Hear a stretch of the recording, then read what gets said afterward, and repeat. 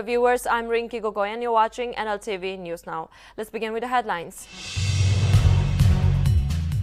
NSC and IM lashes out at veteran politician Dr. S.C. Jamir for allegedly campaigning for the new version of his 16-point agreement. Calling Jamir a political criminal, the outfit states Jamir misinterpreted political meaning of every single word of the framework agreement to suit his own political propaganda. United Naga Council slams Government of India over selective lifting of AFSPA in Manipur and demand total repealment of the controversial law. UNC raises questions on Union government's intentions over selective lifting of disturbed area status under AFSPA only from valley areas. Meghalaya Chief Minister Conrad Sangma receives bomb threat mails from new terror outfit Veterinary in a letter sent via email to Sangma. The group threatens to carry out a series of bomb attacks every single week starting 1st May 2022. The Union Minister of Road Transport and Highways, Nitin Gadkari, says informed that the construction of Dimappur bypass in Nagaland connecting National Highway 36 and 29 will be completed soon. The minister took down to Twitter on April 5 and updated that the completion of the bypass is expected to give relief to the heavily congested Dimappur. Amid escalating tensions in Sri Lanka, President Gotabaya Rajapaksa revokes the state of emergency with immediate effect on his island nation on late Tuesday night. However, despite public anger against the Rajapaksa family, President Gotabaya not to step down as from his post.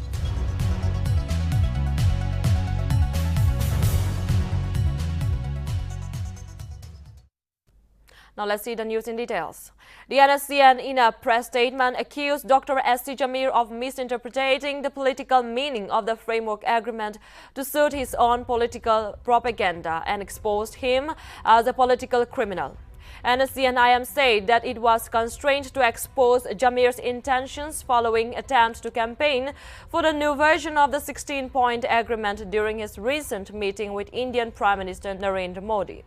NSCN accused S.C. Jamir for trying to finish the NSCN by employing every available means at his political disposal by stating that Jamir during his chief ministerial rule raised forces like Nagaland Youth Front, 9th Brigade and 6th Brigade to go all out against NSCN.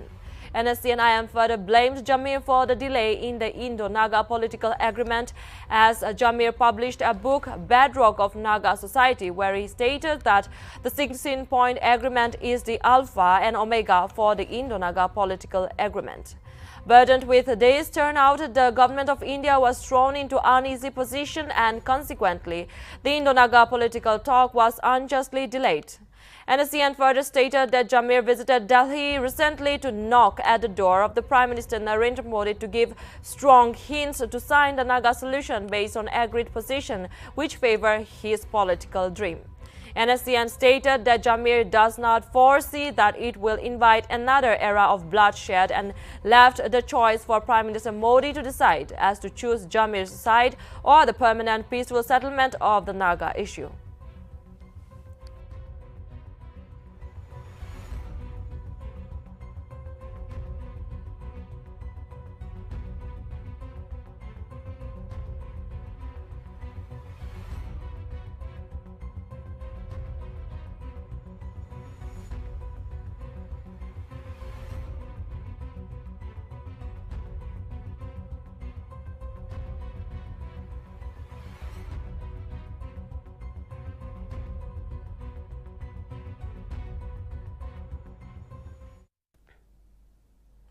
Nagaland Chief Minister Nltv on the occasion of Pomonu Festival urged the people to promote and preserve of the community's rich culture and heritage by documenting it. He stated that many hornbill festivals and tribal festivals were organized in districts to preserve the rich traditions of the people. He also requested the Nagas to preserve the unique culture and traditional attires by sticking to the original form and avoid imitating others to attract tourists. Rio also assured blacktopping of Longlang town roads and asked the executive engineer of Longlang to come up with a detailed estimate of the project to be initiated.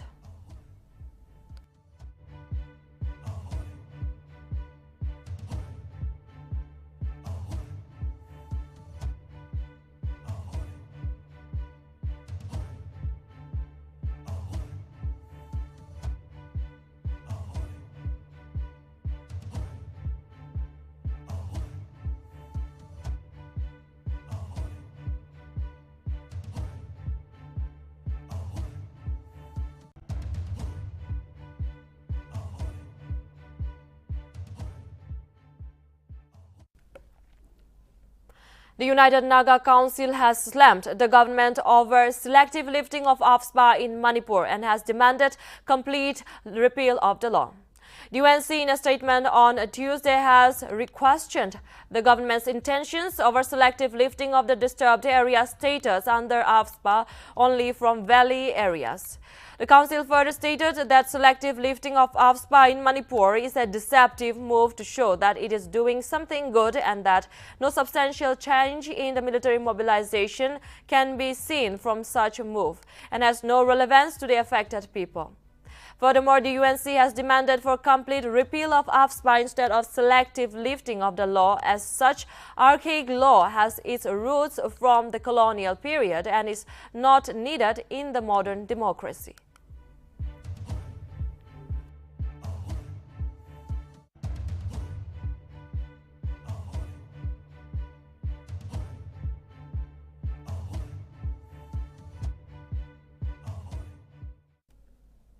The Union Minister of Road Transport and Highways Nitin Gadkari has informed that the construction of Dimappur bypass in Nagaland connecting National Highway 36 and 29 will be completed soon. The minister took down to Twitter on April 5 and stated that the completion of the bypass is expected to give relief to the heavily congested Dimappur. Notably, the 35-kilometer bypass is a greenfield agreement which will connect National Highway 36 and National Highway 39, avoiding the heavily congested Dimappur town.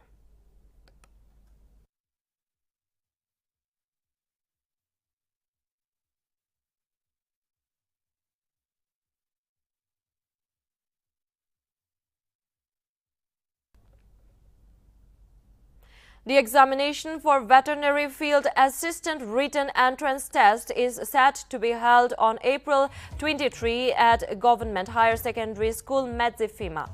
Meanwhile, the Directorate of Animal Husbandry and Veterinary Services has directed all eligible candidates who have applied for the examination to collect the admit card from the office of the principal VFATI Nltv during the office working hours from April 20 to 22.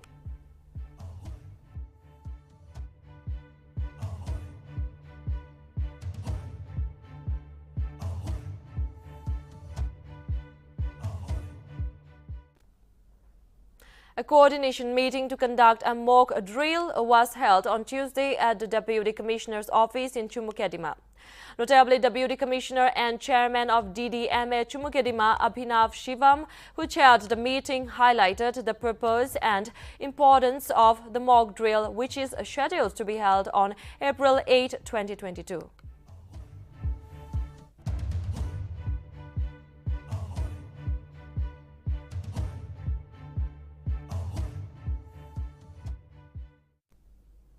The Hans Foundation on Monday donated 9 mobile medical units to Mon District in a function held at Council Hall in Mon District.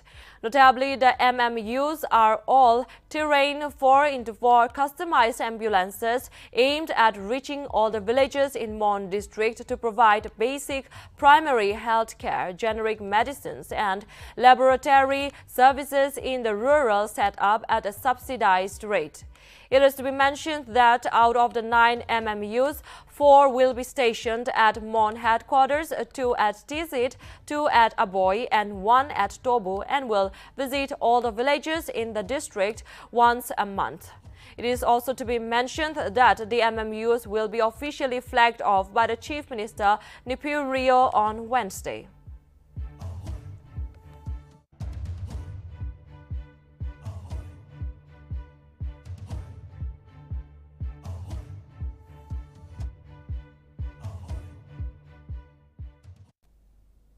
The Nagaland State Transport Service at Chesore was flagged off on Tuesday by advisor IPR and village guards as Kyeoshu Yimkyung. During the flag-off ceremony, the advisor thanked the government under the leadership of Chief Minister Nltv and Pai Wang, Konyak Minister Transport, for making the dream come true for the people of Chesore subdivision.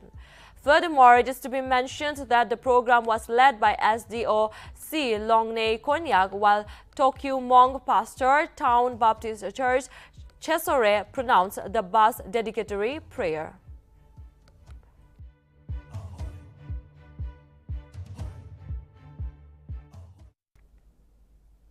Two-day Pukhoboto Interdepartmental Sports Meeting is scheduled to be held on April 7 and 8 at local ground Pukhoboto. Notably, MLA Y. Vikoho Suo is set to grace the meet as a special guest. Furthermore, all government employees have been directed to participate, and attend is said to be mandatory.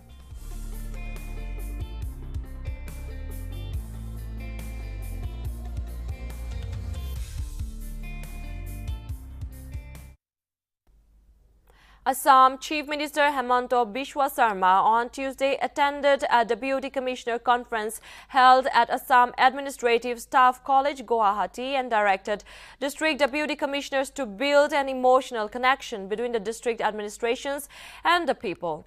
He also asked the Deputy Commissioners of all districts to make extensive field visits to understand the problems faced by the people in their respective areas.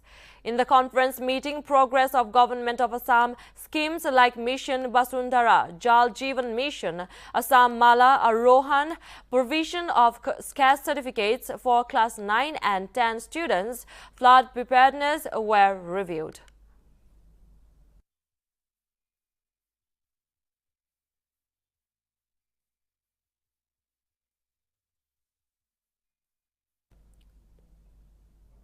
Meghalaya Chief Minister Conrad Sangma has received bomb threat mails from new terror outfit Lawe Ba Firnai on Wednesday.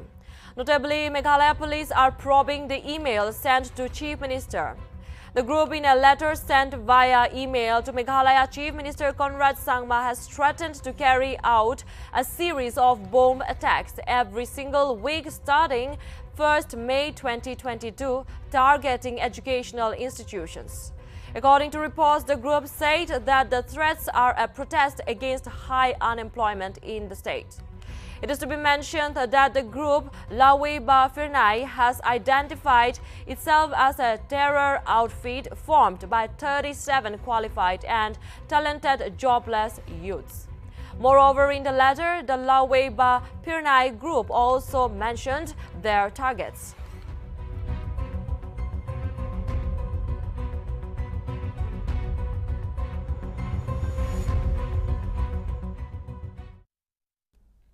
A religious group in Mizoram, Zoram Tar Zofati Larelna Inpui, is all set to build the world's largest church. The church is planned to be built at Tenzal town in central Mizoram's Serchhip district, about 87 kilometers from Aizawl via World Bank Road. A member of the religious group, while releasing the blueprint of the church on Monday, stated that the proposed church, named Zofate Patian Byakhinpui, will be the largest in the world, as it will attract and bring all nations under its roof. Notably, the proposed giant church will sprawl on 23,809.52 square meters. It may be mentioned that the church will be 809.52 square meters bigger than St. Basilica, which is currently the biggest church in the world. According to religious group members, the church belongs to all Zofati and will be constructed through public donations and voluntary services.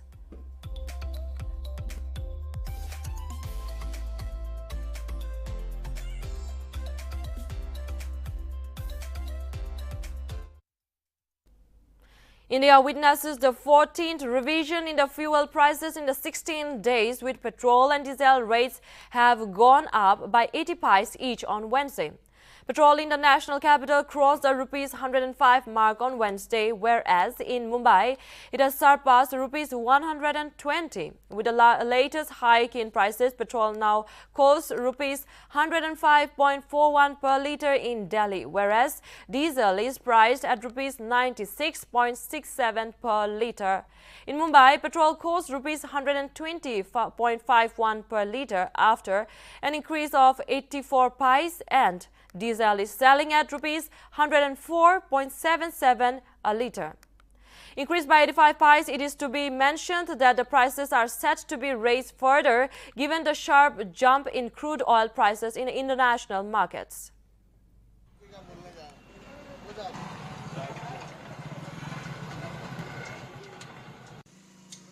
अब महंगा हो रहा है, अब ये कुछ समझ में नहीं आ रहा ऐसा क्यों हो रहा है।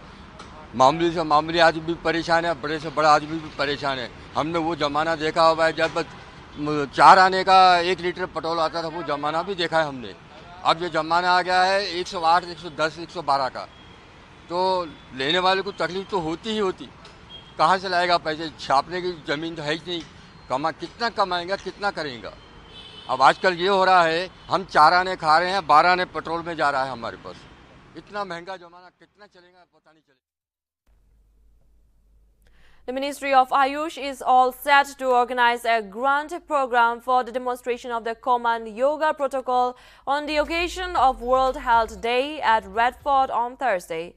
According to the Ministry of Ayush, the program will be held between 6:30 a.m. and 8 a.m. on the backdrop of 15 August Park in Red Fort.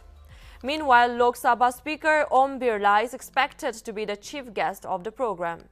It is also to be mentioned that the event will be graced by the presence of several union ministers, members of the parliament, ambassadors of various countries stationed in Delhi.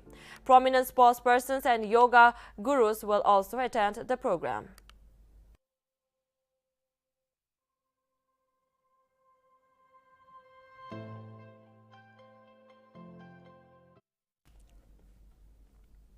Senior Congress leader Rahul Gandhi on Tuesday announced the creation of a party forum in Telangana. The forum is said to be created with an aim to settle the differences and set the house in order. Notably, Gandhi met over 35 senior leaders of the Telangana Congress in New Delhi on Tuesday. During the meeting, Gandhi promised to dedicate more time to Telangana and focus on revitalizing the party in the state.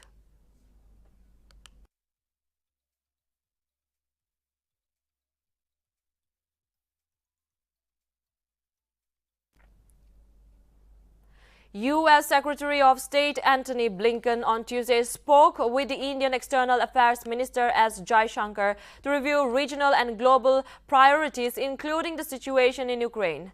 The U.S. State Department said that both parties had agreed to remain closely coordinated on developments and looks forward on meeting again soon. India and U.S. scheduled to hold a 2+2 dialogue in Washington on April 11.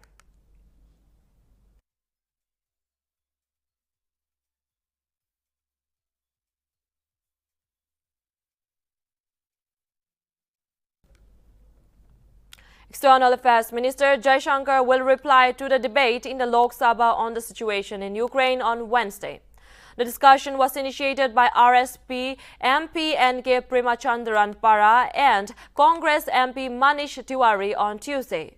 The members of parliament are keen to know the situation in Ukraine and India's political stand on Russia and Ukraine, and understood the government plan in accommodating Indian students abroad from the war-hit country.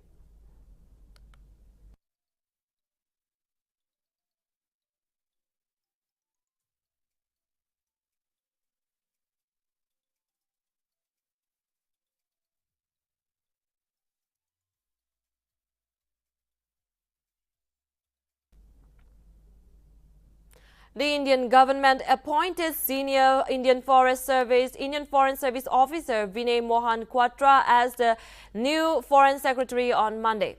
Notably, Quatra is an IFS officer of the 1988 batch and is currently serving as an ambassador in Kathmandu since January 2020. It is to be mentioned that Quatra will replace incumbent Foreign Secretary Harshvardhan Shringla. According to the Ministry of Personnel order issued on Monday, the Appointments Committee of the Cabinet has approved the appointment of Quadra to the post of Foreign Secretary upon the superannuation of Harsh Vardhan Shringla on April 30.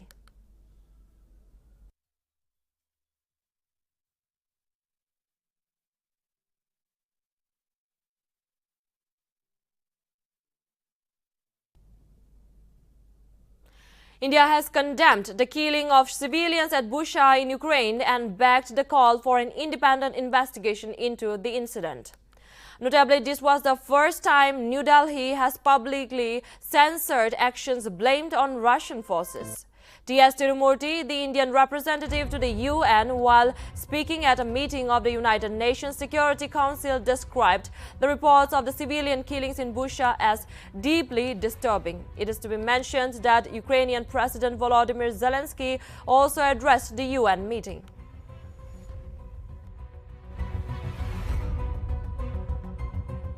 Recent reports of civilian killings in Bucha are deeply disturbing. We unequivocally condemn these killings and support the call for an independent investigation. We hope the international community will continue to respond positively to the humanitarian needs. We support calls urging for guarantees of safe passage to deliver essential humanitarian and medical supplies. Recent reports of civilian killings in Bucha are deeply disturbing. We unequivocally Union Commerce Minister Piyush Goyal on Wednesday paid a visit to the University of Melbourne as part of his three-day visit to Australia. Notably, he was accompanied by Australia's Trade Minister Dan Tehan and Alan Myers, Chancellor, University of Melbourne, at the Melbourne School in the University of Melbourne. Please enjoy your meal. It is to be mentioned that Goyal began his visit on Tuesday after inking India's Australian Economy Cooperation and Trade Agreement. Furthermore, the Ministry of Commerce and Industry said in a statement that the Goyal will hold wide-ranging discussions with his Australian counterpart. Dan Tehan, MP, Minister for Trade, Tourism and Investment, on carrying forward the ECTA. But while we do that, I'd like to introduce the Honourable Ted Baillieu, who is the founder.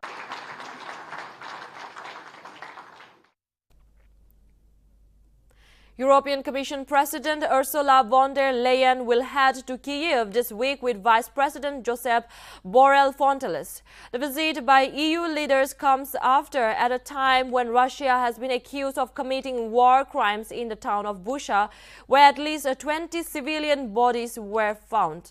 Moscow has denied allegations made, calling it a propaganda drummed up by the Ukrainian special forces to skew the public opinion against Moscow's actions. President Ursula said that the EU has already decided to send joint investigation teams to document war crimes in coordination with Ukrainian Prosecutor General.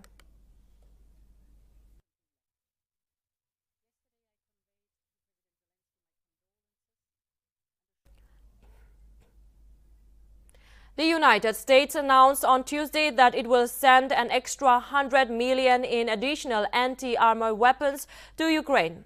Secretary of State Antony Blinken said in a statement that authorization of security assistance valued at $100 million to meet Ukraine's urgent need for additional anti-armor systems was passed.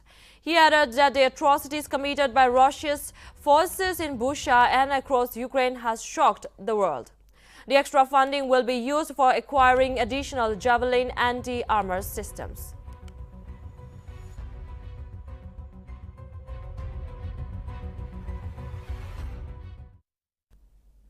The United States said that a fresh round of sanctions against Russia later this week will target government officials, financial institutions, and state-owned enterprises. White House spokesperson Jen Psaki also said during a press briefing on Tuesday that Russian officials, the family members, Russian-owned financial institutions and state-owned enterprises will be targeted. The new sanctions are aimed to cause more uncertainty and challenges to Russia's financial system amid Moscow's special military operations in Ukraine.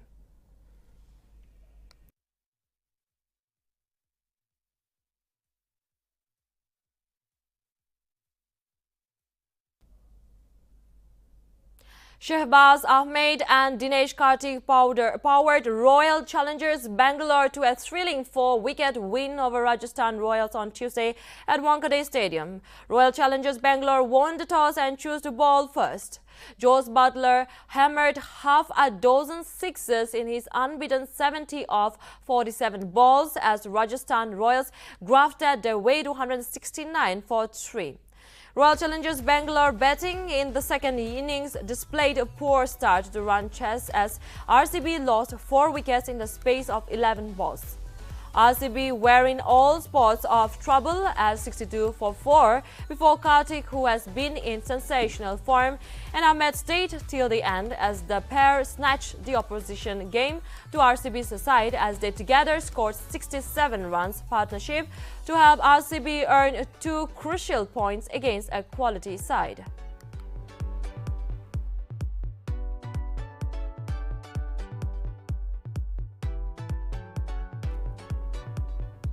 Rajasthan Royals are currently on top of the table with 4 points from the 3 games. Kolkata Knight Riders is in second position and Gujarat Titans in third spot. Punjab Kings are fourth with Lucknow Super Giants in fifth place. In the Orange Cape race, Jos Buttler is in pole position with 205 runs, followed by Ishan Kishan in second position with 135 runs. Fav du Plessis sits in third with 122 runs, while Deepak Hooda sits in fourth. Umesh Yadav is leading the Purple Cap race with 8 wickets and is followed by Yuzvendra Chahal, who is in second spot, picking 7 wickets. Avesh Khan is in third with 7 wickets and Rahul Chahar is at fourth in the standings.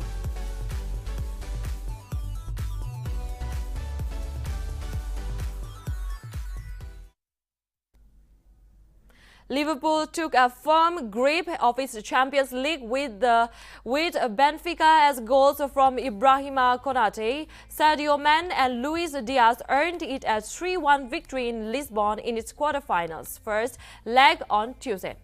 Konate opened the scoring with a close-range header from a corner and Mane extended Liverpool's lead 30 minutes into what was an one-sided first half, with Mohamed Salah, Diaz and Naby Keita all passing by great scoring chances.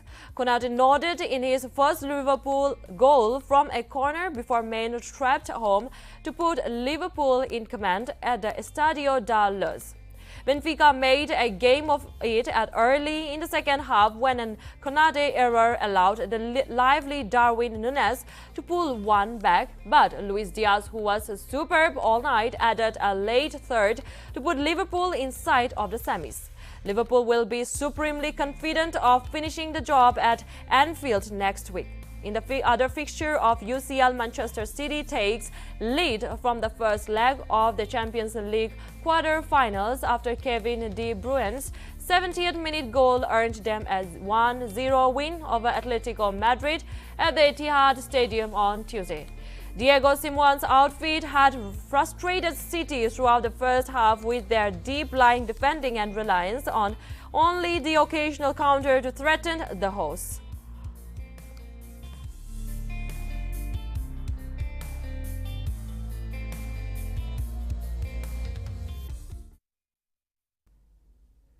On the occasion of BJP's 42nd Foundation Day, Prime Minister Narendra Modi said that the national interest is of paramount importance in the functioning of the government. Modi, while addressing the BJP party workers, said that the country has policy, intent and decisiveness. He said today the government not only sets goals but also achieves them. He also said that the country has recently achieved the highest ever goods exports of $400 billion. Furthermore, Modi said BJP's double-engine government came to power once again in 4 states. He said after 3 decades, a party has touched the mark of 100 members in Rajya Sabha.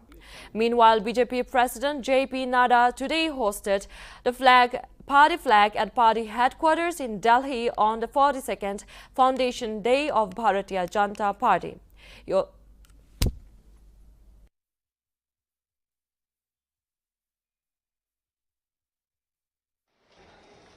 कुछ समय पहले ही देश ने $400 billion यानी 30 लाख करोड़ रुपए से भी ज्यादा के उत्पादों के एक्सपोर्ट का टारगेट पूरा किया है। कोरोना के इस समय में इतना बड़ा लक्ष्य हासिल करना भारत के सामर्थ्य को दिखाता है। कुछ सप्ताह पहले 4 राज्यों में भाजपा की डबल इंजन की सरकारें वापस लौटी है। 3 दशकों के बाद राज्यसभा में किसी पार्टी के सदस्यों की संख्या 100 तक पहुंची है। यानी वैश्विक दृष्टिकोण से देखें या राष्ट्रीय दृष्टिकोण से देखें, भाजपा का दायित्व, भाजपा के प्रत्येक कार्यकर्ता का दायित्व लगातार बढ़ रहा है। साथियों, हमारे देश में दशकों तक कुछ राजनीतिक दलों ने सिर्फ वोट बैंक की राजनीति की। कुछ लोगों को ही वायदे करो, ज्यादातर लोगों को तरसा कर रखो। भेदभाव, भ्रष्टाचार, ये सब वोट बैंक की राजनीति का साइड इफेक्ट था। लेकिन भाजपा ने इस वोट बैंक की राजनीति को न सिर्फ टक्कर दी है, बल्कि इसके नुकसान देशवासियों को समझाने में भी सफल रही है। कुछ समय पहले ही Thank you, viewers. That's all from Nltv News. Now, for more updates, keep watching Nagaland TV. So, Manulagawas.